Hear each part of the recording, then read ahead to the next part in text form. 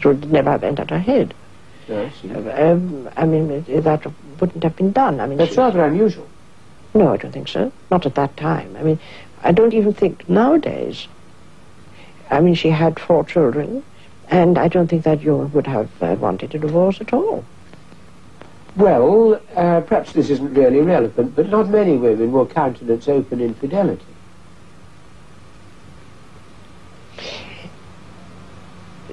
Please forgive me. I am not so sure if that is not a kind of British, maybe even English prejudice, conditioning, or something.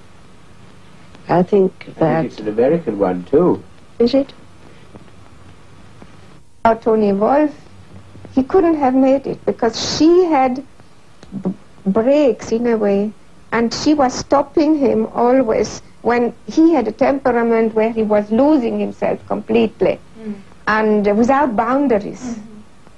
And Tony Wolff stopped him and always brought him back to reality, and that was tremendously important for Jung.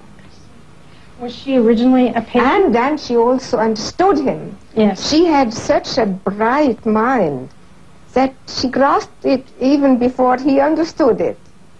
And she was also really furthering his intuition very much, because at that time he was also, I mean, he was a medical doctor. He had worked at the asylum of Burkölzli, yes. And he was very intellectual until really he came to know her. That was the point. There was nothing shadow in it, no shadow. And Jung wanted to be and tried to be as conventional as possible, wherever possible.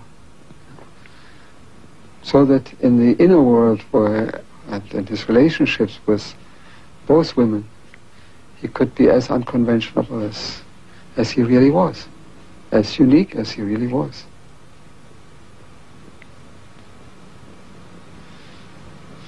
No, it was quite a thing for him to do around 1910. You know, the Victorian age wasn't quite so far on, and it wasn't anything he hid. You know, I remember I was walking in Zurich, there near the Institute, and there was Jung and Tony Wolff walking. You know? There was nothing hiding. And it was in this relationship that he had these tremendous experiences of the conjunctio. It's when he understood the mystical background of sexuality, mystical or the psychological archetype that was working there. That was later such an established relationship, and Mrs. Jung was so included that I am very sure he would not have parked his car in front of Tony Wolff's house, who was 1 minute away from the Institute, and everybody would know when he was there and when he was not there, if he would have had the slightest doubts about it. And so this relationship with Tony Wolff was not an affair, it was another wife. 2 wives and 1 man. That's an excuse. My opinion is he should, as CG, he should know earlier that that was his anima, and so come to a stop. One day, Mrs. Jung approached me and said, "Would you please cooperate analytically with me and Tony Wolff?" So we did a threesome analysis for quite a long period of time. Oh. Yeah, that was very funny. I see. Mutual dreams or just Jung's dreams? No Jung's dreams. Mrs. Jung's dreams and Tony's dreams and my dreams. Oh, all 3? Yeah. I see. And you found this very helpful?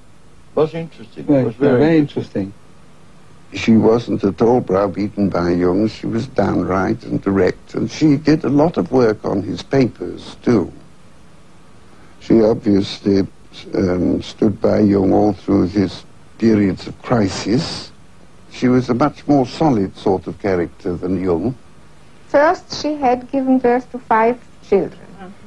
And then Jung told us, and she told us that she felt the need also to know more. And then she studied physics and mathematics and many other things. And then she had an analysis with her own husband. She did? Yes. How difficult. Yes. She had also another analysis, but the main thing was analysis with Jung. And afterwards, he allowed her to analyze. And she was a very good analyst, and the opposite of her husband. He was more intuition and thinking, and Emma Jung was sensation, mainly sensation, absolutely down to the earth, and more to that, to the depths of the earth. Mrs. Jung had a fantastic sense of humor. She giggled and laughed, and she was very, very nice woman. Motherly, but I think she helped a lot in working out, let's say, the animus anima problem. It's those 3 who did the work, I think.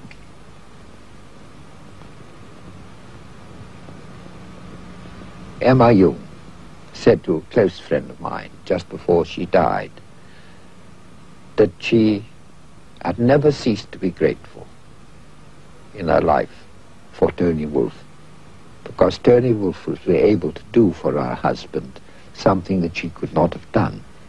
I think what's remarkable is that they made it.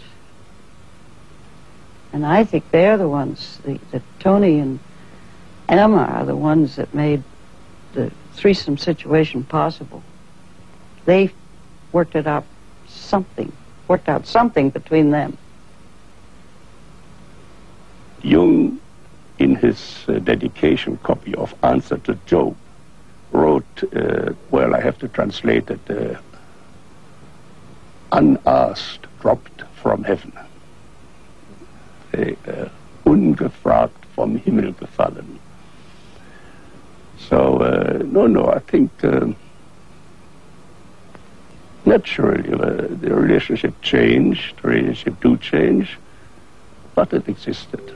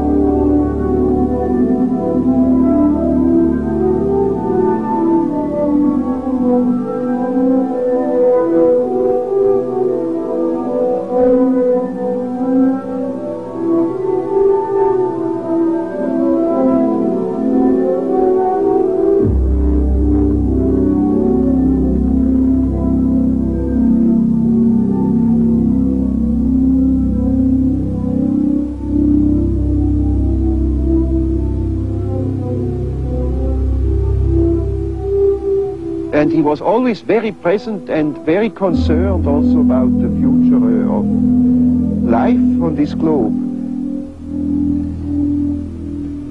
I think he needed space and quietness to meditate about them and to find as much answer as he could find.